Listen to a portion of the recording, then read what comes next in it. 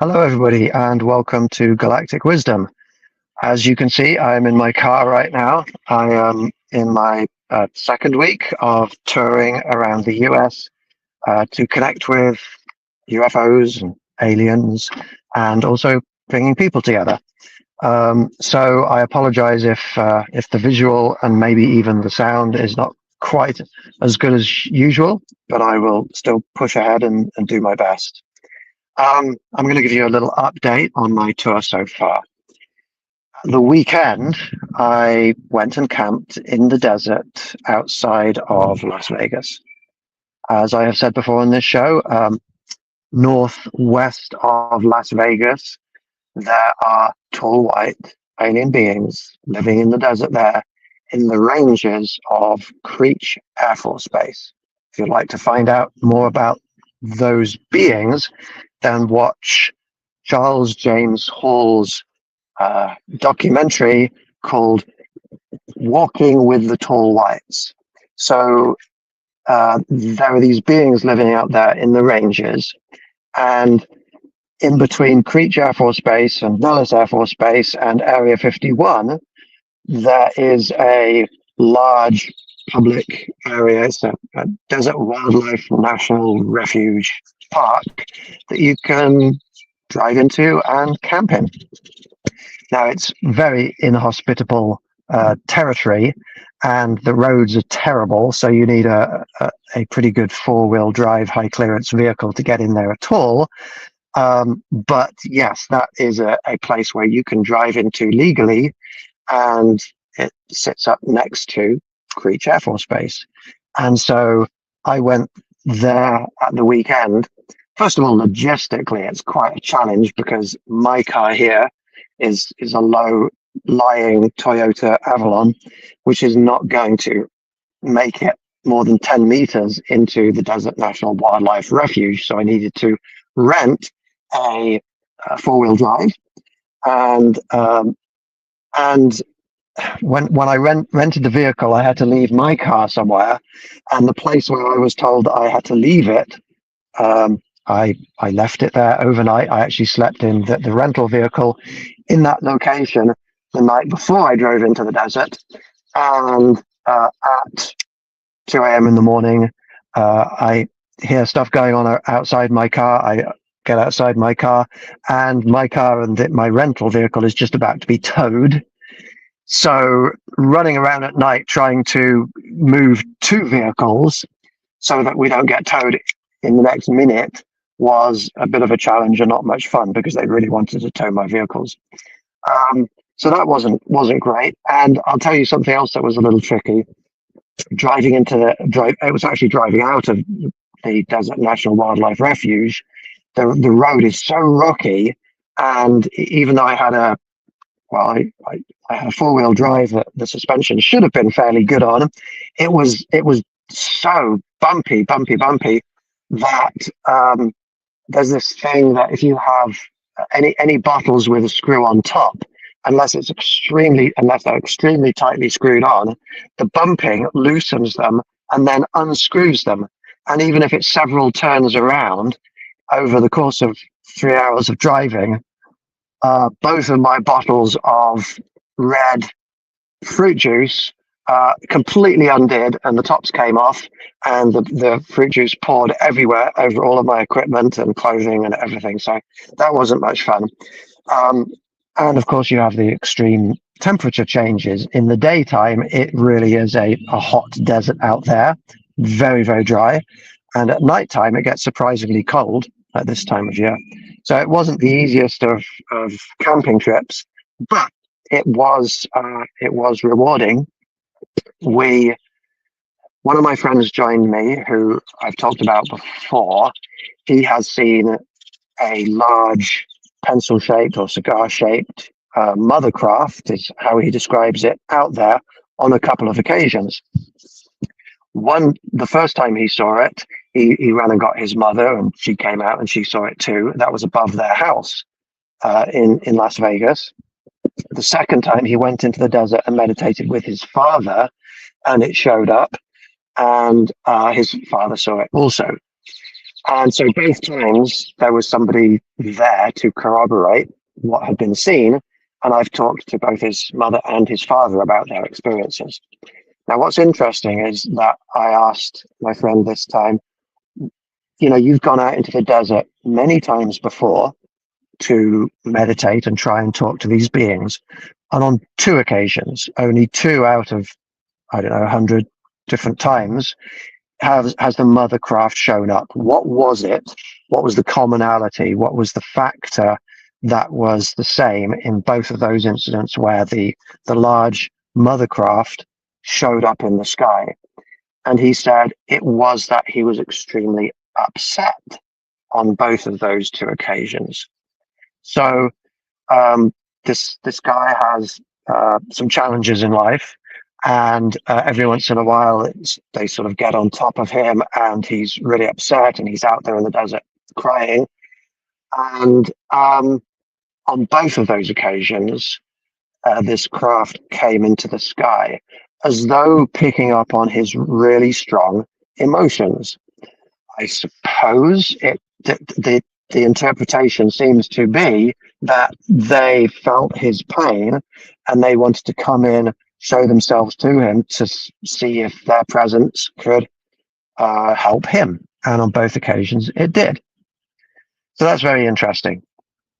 I have also recently got to talk to somebody on the Skywatcher team, Jake Barber's Skywatcher team, and he described how one of the things they do, among many things, is that they have a playlist of inspirational music that they listen to when they're doing their contacting, and that emotion of elation that is instilled in the group there seems to help to bring in these different craft and these different beings. So we've got, on the one hand, upset brings them in, on the other hand, positive emotion. Maybe it is the intensity of emotion that these beings connect with rather than the positivity or the negativity. Maybe it's the intensity of emotion that attracts them in to us to see what's going on. So there's an interesting thought. I wonder if it's just that they pick up on the emotion and therefore they come in to see what's going on, or whether emotion for them has a particular attractive quality. Maybe some of these beings have lower states of emotional heights than we do, and to come in and experience that empathically is a valuable thing for them. I don't know. This is a speculation. Certainly the kind of thing that we could try experiments with, which is ideal for me because I'm hosting a lot of in-person events and I get to experiment a lot. So anyway, out there in the desert, we didn't see the mothercraft, but what we did see was in a couple of different locations, one more to the north, one more in sort of in the direction a little bit more easterly in the direction of Area 51. We saw a lot of activity in the sky after midnight, around 1 a.m., 2 a.m. And this activity could have been human-made aircraft. I can't honestly say that it was obviously alien technology. It could have been regular aircraft in the distance, military aircraft, but the number of them was very notable. More in the direction of Area 51, there was, when we noticed lights appearing in the sky in the distance and then coming down and flying down behind a mountain, there were always 2 or 3 of these lights in the sky at once as they were appearing and coming down and flying down and appearing and coming down and flying down, almost like I don't know what the terminology would be, a squadron of fighter jets or something coming in for landing fairly close together. But it continued and it continued 10 of them, 20, 30, 40. It continued for an hour or two. And by the time we fell asleep, there were probably hundreds of these lights all appearing, and they weren't just flying down in a straight line like a landing pattern. They were flying around a bit, mostly down, but some were coming back up and then going down. And the amount of activity there was extraordinary. So if it was human craft, it was hundreds of them. If it was an alien phenomena, it was hundreds of them. And just the number of them alone was quite fascinating. So I slept out there in a bivy bag with my head exposed to the air and the sky above me, so that if anything was going to come in the night, I would be able to see it rather than having the roof of a tent blocking my view. Unfortunately, I did not perceive anything coming in over the top of me. Maybe something did. Maybe the mother ship came in while I was asleep, and I just didn't notice. I was very tired. But anyway, it was a fun experience. One of the things that was wonderful about sleeping out there in the desert, or being out there in the desert, so far away from people in general, is the complete silence. If I listen around me right now, there's cars all around the place, there's engine sounds, and you could hear voices. And in the desert, there was just nothing. There was complete silence, apart from occasional bird sounds. But other than that, it was complete silence. And sleeping through the night in complete silence was wonderful. Usually I have to put in earplugs so that I don't get distracted by noises when I'm asleep. But I didn't need earplugs. It was just perfectly silent the whole night, and during the daytime too. So that was really cool. There was also, in the distance, we could see at the base of a mountain, as the sun got to a certain point in the sky, as it was setting, there was a really, really brilliant reflection off of two spots on the ground close to the base of a mountain. And it was there was a lot of light being reflected. This was not just a small shiny rock. This was the size of a car window or something, probably, at least. And it must have been very smooth and flat and roughly horizontal. And it was very intense and notable. Big bright light shining at us at one point, reflecting off of something. And I did take some photos. I had to be a bit careful. I don't want to go onto the edge of military land and start taking photographs of the military land. I could wind up in trouble doing that. But of this one little area, I took some photos that I'm looking forward to analysing afterwards. Maybe it was a landed UFO, or maybe it was just an abandoned vehicle. I don't know. Or maybe it was a vehicle that was watching us. I don't know. But anyway, that was fun. Last night, I had driven from Vegas to Monument, Colorado. And we went up on a hill in Monument, Colorado, a nice little group of people from the area. And we did a contact event. One notable thing was that one of the people who came along, one of the attendees, was a professional mystic, she described herself as, and she can see spirits, and she has a relationship with a mantis being. But she did see some alien stuff.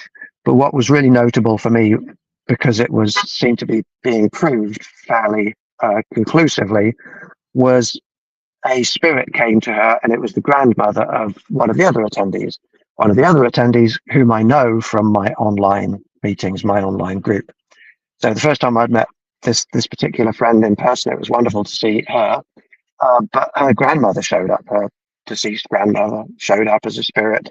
And the medium was able to describe in enormous detail information about the grandmother. She used to wear an apron, and the apron would have candy in it that she would give to granddaughter as a child, and there was a yellow vinyl tablecloth thing on the kitchen table, and flowers. They used to cut flowers up and put them in a book, and all of these details were completely accurate. There wasn't, it wasn't like a random um, uh, churning out of information to see what stuck. Everything she said was yes, yes, that's it, that's her, that's her, that's my grandmother. So that was really cool to hear that. That was proof of the afterlife right there. Um, and in this particular location, about 5 years ago, a friend of mine who sadly has now passed away, a friend of mine uh, who uh, who was very psychic, she started to pick up on, at my events, the presence of Arcturians. Arcturians usually appear to us as tall, quite beautiful, elegant, regal looking alien beings with blue skin. Often, sometimes they fly around as star-like uh, phenomena, and then sometimes those stars morph into or change into these Arcturians. Anyway, about 5 years ago, we connected with Arcturians on this hilltop, and my friend was new to this, even though she was psychic. Um, she was new to this, and so I would coach her a bit with connecting with these beings, and we found out the beings' names. They were spelled out to us letter by letter by the Arcturians, and one of the beings was called Sashki. And even though my friend has passed away, to this day, I maintain a friendship and a relationship with Sashki, and also Helmiad and Rupert were the two other Arcturians. In my experience, these beings seem to do things in threes. And one of the things that on this hillside for years we've experienced is when something happens in threes, it's often them like three flashes in the sky. That's their way of saying, this is us, we are the Arcturians. And last night, it was, there was some satellite activity that we could see in the sky. And then at one point, a light just appeared directly above us, moving along, suddenly got quite bright, which was quite unusual because we didn't see it coming in from the side. And it got quite bright. And then we noticed a second one in tandem with that one moving along. And then we noticed a third one, and in a triangle formation, three lights came in directly above us, moved along a little bit, and then faded out of view. And, you know, I'm a space scientist and I've seen probably thousands of satellites. And usually you see them coming. You see them coming, and then you see them going past you. And sometimes they will fade out of view when they pass into the shadow of the Earth. But these ones faded into view, came along just a little bit, and then faded out of view. Now, you can't have a satellite coming out of the shadow of the Earth and then 2 seconds later going back into the shadow of the Earth. That's not how shadows work. So that to me was almost certainly a alien phenomenon, and the fact that there were three of them suggests that it was probably Arcturian. So that was wonderful. That was fun, and now I am in Kansas. I've been driving all of this morning.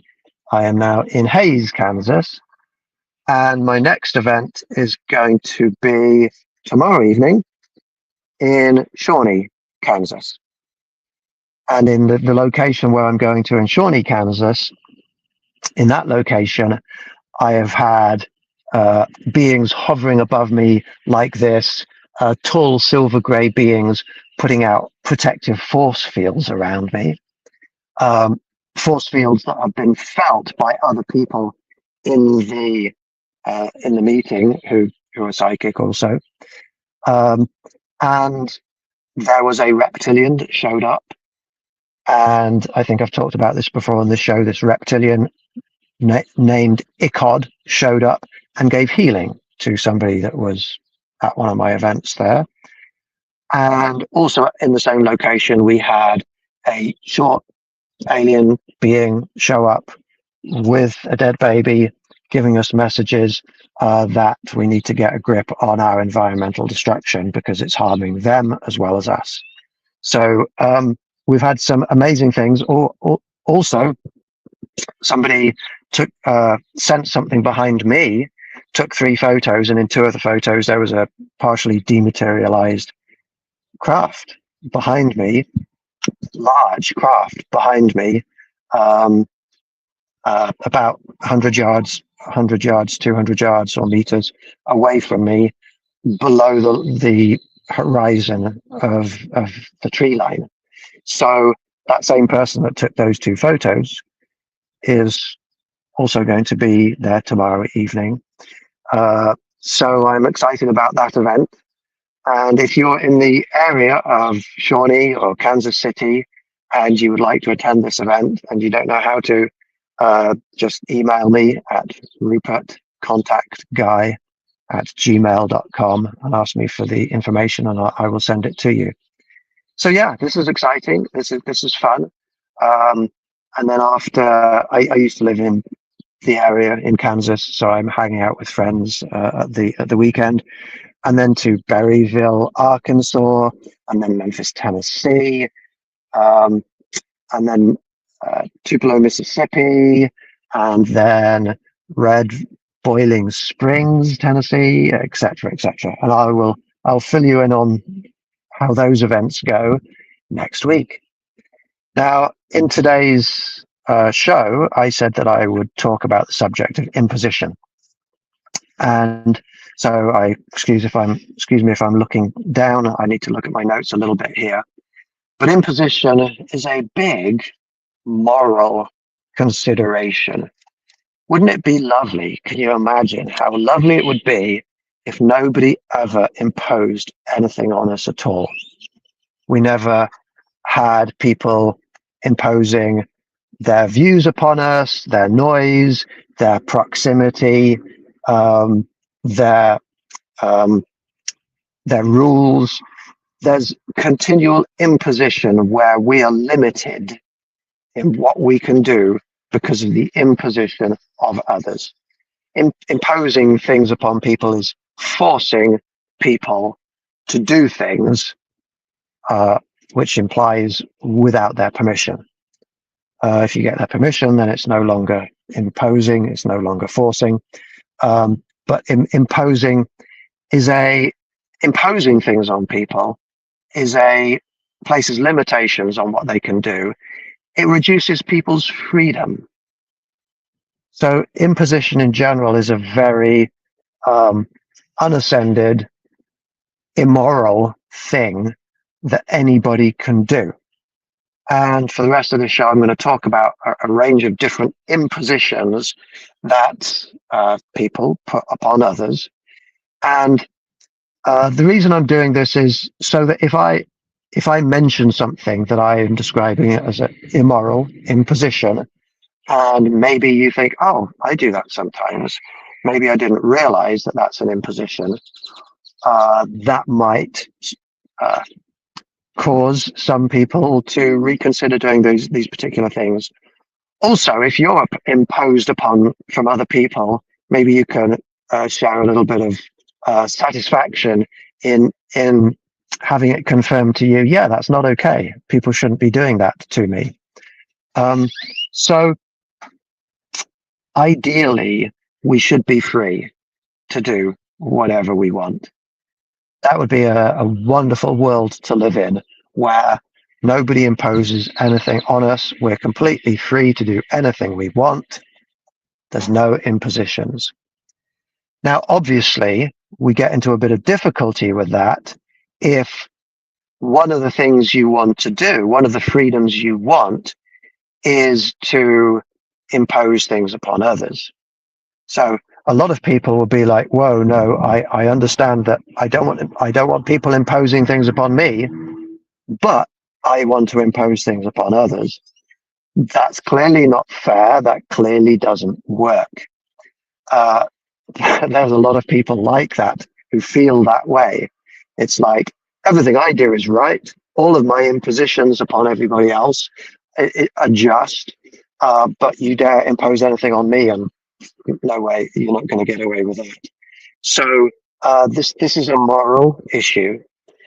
If we think about the wisest situation, the wisest situation with respect to imposition is that it is wise to have to for us to not have people impose things upon us, as long as we don't impose things upon others.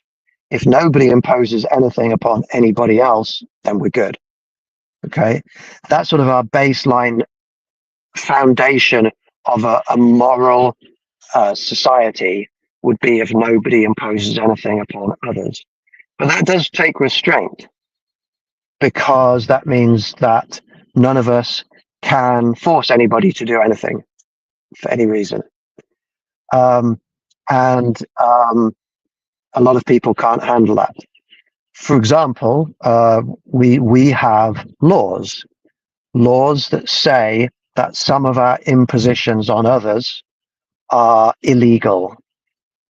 And human beings are not very good at being moral. That a lot of human beings do naturally impose things upon others, and which are immoral, and therefore it is right that the imposition of a rule or a law upon them is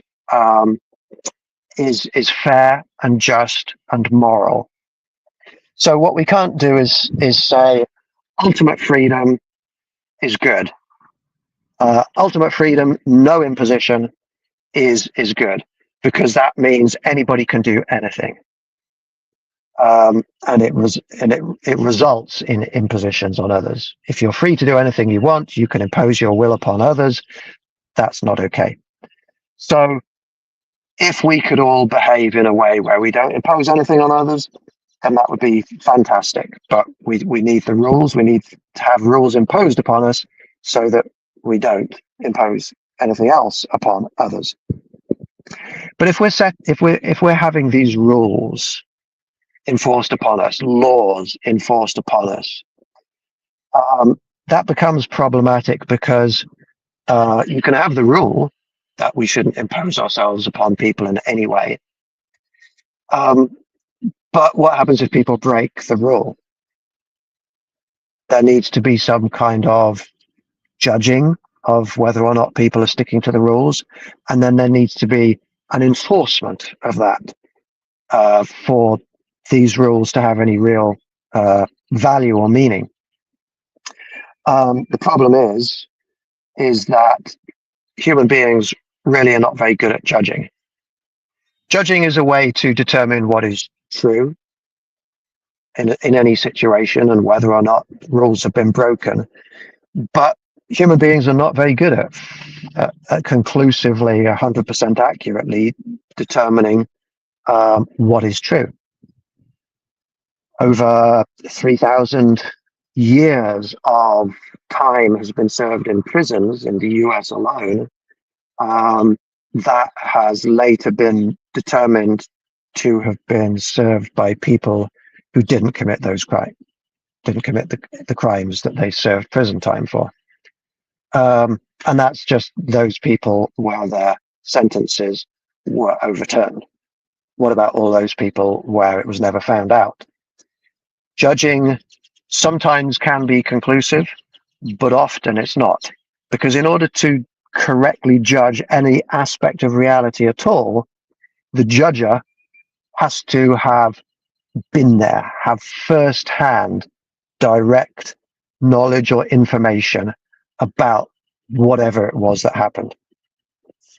And when you go to a courtroom and you've got a jury, well, none of them were there. None of the jury were present at the scene of the alleged crime. The judge wasn't there. So how can anything be conclusively 100% proved unless you've got something like verified video footage of the alleged crime? So human beings are really not very good at judging. And in a court of law, it's not courts of law are not set up to determine truths 100% accurately. They are set up to determine things beyond a reasonable doubt, or in many cases, what is more probable than not, which is just like more than 50% certain. Now, those are not proving things conclusively. Like if you do a math equation and the mathematician tells you, probably the answer is 28.9 kilonewtons. That's what force you probably need on this pillar to be able to support the weight of something. It's like, probably, I want an exact answer. In mathematics and science, you need exact answers to prove things. But in judging others, in judging people, we're not very good at that, and we very rarely get that level of proof. So to judge and try and enforce is where human beings fall down. And also, we live in a society where the judgment system is not preventative. It is not solving problems before they happen. It is waiting until something bad happens, waiting until somebody imposes something upon somebody that's illegal, and then in retrospect punishing the person. But that doesn't prevent the crime from happening. There's nothing preventative about that. It doesn't solve the problem. It's mostly just this getting back at the person. We call it justice, but in terms of morality, in terms of our society, it really doesn't do much useful. What would be beneficial, in my opinion, would be to see where people are imposing themselves upon others in illegal ways, trying to figure out, well, why is that happening? What can we do to prevent it? And there was very little effort put into that in the world. There are some places that are better than others. In Scandinavian countries, they do better jobs at that sort of thing. But in the US, not so much. So if we could switch a system of punishment and judging and punishing to supporting and educating and preventing, that would be very, very good in terms of cutting down on people imposing themselves upon others. Now, I am going to, during this show, go through a number of real life examples of impositions that people put upon others, because at the moment I'm just talking in very general terms. Before I do that, I do want to point out, as I implied earlier on, if you give your permission for somebody to impose themselves in any way upon you or your space or your life, that's no longer an imposition. So if I were to ask permission to somebody, hey, is it okay if I do this? And that person gives me permission, then I go ahead and do that. Then what I go ahead and do, that's no longer an imposition.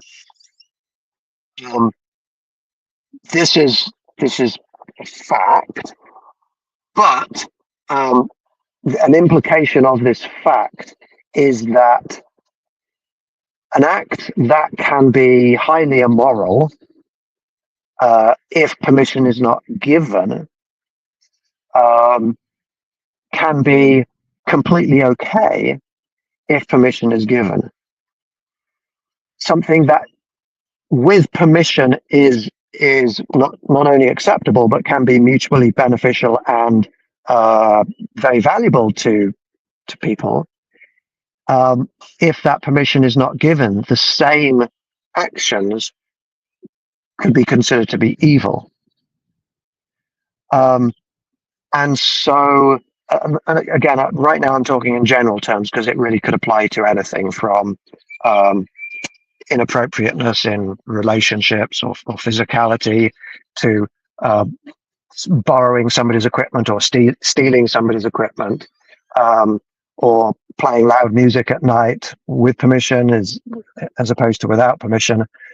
Things that can be very inconsiderate and even evil, if permission is given, completely legal and even valuable and enjoyable. So this whole idea of giving permission is what changes imposing to not imposing. And that one point of giving permission, that can be very hard to prove sometimes.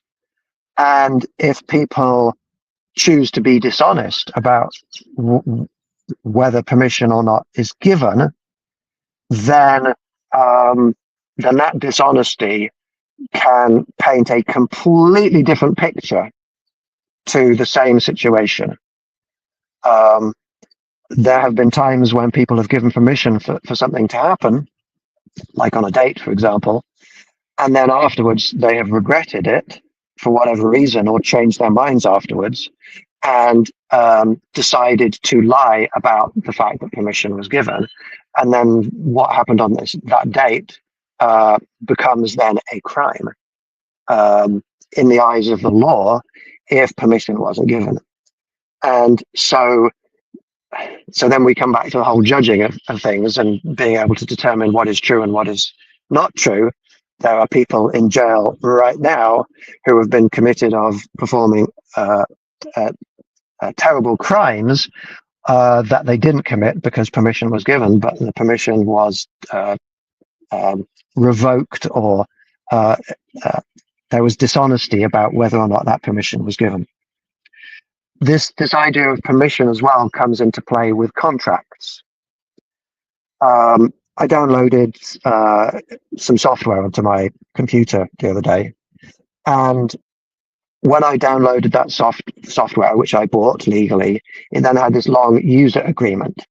And if you don't agree to that user agreement, you can't use the software, even though you've bought it. And who is going to read through all of that information? It would take an hour or two to read through it all. It would probably take weeks, if not years, of legal study to be able to fully understand all of the implications of the user agreements, the contracts that you're signing. And it's common for people to give permission by saying, yes, I accept this contract, but they didn't understand the implications of it. So even though permission is given in those places, I don't consider that permission to be valid, and I still consider that to be an imposition upon people, even though permission is given. So the nature of the permission and how it was given is important. Anyway, yes, some people give permission and then afterwards change their mind, and if that is a weakness of character, to give permission to let somebody impose upon you, but then it's not an imposition, and then change your mind and decide that there was something dishonest going on there. So I don't have much sympathy for people that give permission and then change their minds. That's their fault and not the fault of anybody acting upon their lives. Okay, so let's see. Let's get into some details. There's a grey area as well, which I do just want to touch upon, and that is, you can have an unspoken agreement with somebody. Like if you're in a relationship with somebody, you've been in a relationship with a person for 3 years, do you still need to ask permission to kiss them? Maybe there is this implicit agreement that you have that it's okay to come home after a day at work and walk over and without permission give a kiss to that person. But kissing a random stranger in the street without permission, that's different. Now, you might not have signed a contract to kiss somebody, but it's sort of implicitly understood. This can become a grey area because people who fall out with people can then turn around and say, "Oh, you didn't get permission to do this, to do that," and it becomes a mess. So what advice can I give about these situations? the advice that I can give about these situations is calm down, try to see things through the perspective of the other person, and try to come up with a mutually accepted understanding about how to move forwards. Am I imposing anything upon you now by me telling you these things? By me having this show, am I imposing anything upon anybody out there? Well, no. Even though I might be putting my beliefs upon you, my opinions, my knowledge, my assertions, my convictions, you can turn off anytime you want. You can go and do something else. So I am not imposing anything upon anybody by standing up and saying the things that I say, because you can turn me off. How about if you send me something? That's a little different if it's unsolicited. Unsolicited advice is different. I quite often get people sending me emails, sending me texts, sending me messages, and I openly give my email address out there so people can send me things. But the nature of what people send me can be an imposition. If, like I've suggested, you're contacting me because you're interested in coming to one of my events, then that's no imposition. If you have a question about something paranormal or alien, and if I've got time, I will answer it. That's maybe a little imposition, but it's something I'm okay with. I'm out here talking about this stuff, and give people my email address. That's fine. But if you send me an email and are telling me, I think your opinions about all of these things are wrong. I think you should watch this video here, and here's a video link, and it's an hour video. You should watch it. Well, clearly that's an imposition on me because I didn't ask you for that, and it's clearly going against what my opinions are. So yes, that's an imposition, and I don't consider that to be okay. And if my words here cause anybody that's listening to this to go out and do something violent to somebody else, if I incite violence, then clearly my words do have the potential to impose things upon others. And that would clearly be an imposition, and an immoral imposition. If somebody posts something on social media in their space, then that's not imposing anything upon people, because people have given basically an implicit permission to receive notifications, to receive those posts by friending that person or following that person. So there's no imposition there.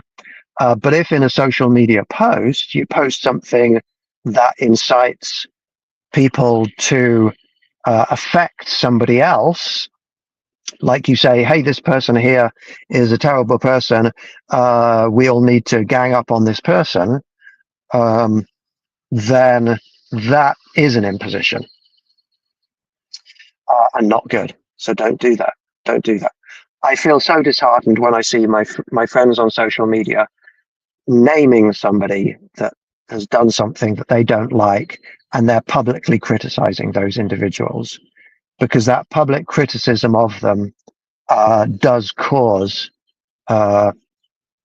negative things to flow in the direction of whoever it is that they're naming. And people just, there's no judgment. I mean, there's no accurate judging. There's no court of law. There's no finding of evidence. There's no hearing both sides of the story. There is instant judging and then attack or cancelling or whatever. So I get very disheartened when I see any of my anybody on social media naming somebody and saying, look at this. Just don't do it. Rise above it. Take it upon yourself. You don't need the support of other people to attack anybody or to do anything negative in response to other people. And I'm going to come back to this whole emails, texting, messaging, calling people. If every time you send a message to somebody, every time you send a text to somebody, in their lives are interrupted. Their lives are interrupted. They have to look at their phone. They open up the phone and they receive that message. That's an imposition. Now, it could be that you're such good friends with that person, or in a relationship or a family relationship. It could be that that's part of your sort of your social contract, that you've kind of given permission for that to happen. But a lot of times that permission is not given. It's an imposition. A couple of months ago, that there was a man, I won't name the name because I don't want anybody to go out and harm this person, but there was a person who joined one of my alien contact groups. They added me as a friend. I accepted, and then they proceeded to send me messages about airplane contrails, and which they called chemtrails, and they proceeded to every day send me information about chemtrails. And every time my personal phone makes a notification, I have to look, and it's like it's another chemtrail conspiracy theory kind of interruption into my life. And after a few days of this, I wrote back and said, I'm sorry, but I don't believe in the chemtrail conspiracy theory. And then that didn't go down well. And then they were sending me more. And then after a few days of this, because I said, no, really, I thank you, but please don't send me any more. That's not something I'm interested in. And they all were like, indignantly said, oh, I thought you would want to know the truth about these things. And here I am as a scientist that understands the reasons why airplanes leave behind them trails of condensation due to changes in air pressure and so forth. And that was an imposition upon me. Some people don't get that texting, sending messages, sending emails is an imposition, especially if it's like, take a look at this video, take a look at this video. What do you think about this video? Take a look at it and tell me what you think about it. Now, if we're extremely good friends and we have an understanding that that's what our relationship is, fair enough. But if it's just random people, people you haven't met in person, I don't know. You want to be careful with that because that's an imposition. Driving on the road, oh my goodness, there's a lot of imposition on the road. Here's my advice to people. If your driving causes another vehicle to have to brake at all or change their direction, then that's an imposition. So on the freeway, you pull out in front of somebody and they have to slow down. That's an imposition. That I find that to be immoral. I find that to be wrong. You should not be imposing changes in the motion of the vehicles of other people. That's an imposition. Some people just are really inconsiderate on the roads, and no, that's not okay. The worst thing is if somebody comes up behind you and is right on your tail, such that if you were to brake, they would slam into you. And I've seen on my travels, I've seen that happen, and I've seen people seriously injured where the car behind, the vehicle behind, has slammed into people who had to brake suddenly. That causes me to, when people do that to me, I have to slow down to make it safe. They've imposed that upon me. That's not okay. So that's my driving advice. Let's see, what else do I have here? You can impose noise upon people. Barking dogs. Control your dogs. If it's disturbing your neighbors, control your dogs. The noise of loud music, especially in campsites where you go out into nature and you want to enjoy nature, and people are playing loud music right next to you, or have the engine of their RV right next to you, or things like that. Control yourselves. You're imposing noise upon others. We impose noise in the oceans upon dolphins and whales in terrible ways that causes great disturbance and grief to those dolphins and whales. No wonder they beach themselves sometimes. Don't impose yourself upon people's personal space. Don't go and stand right next to somebody. Don't if you're in a restaurant, don't go and sit right next to the table of somebody that's already there if there's other spaces. Same with cars. Every time I park somewhere in a nice quiet spot and try and take a nap, another car pulls up next to me with its engine running, keeping the engine running so that the air conditioning runs, and playing loud music and making odd screeching sounds. This happened to me. This happens to me a lot. So when I'm traveling, don't go where there's more space. Go into another space and not my space or somebody else's space. There's too many things to talk about here that right now in the last minute of this show. But let's see. Taxes. That's a tough one because taxes are an imposition on us. Are taxes moral or are they not?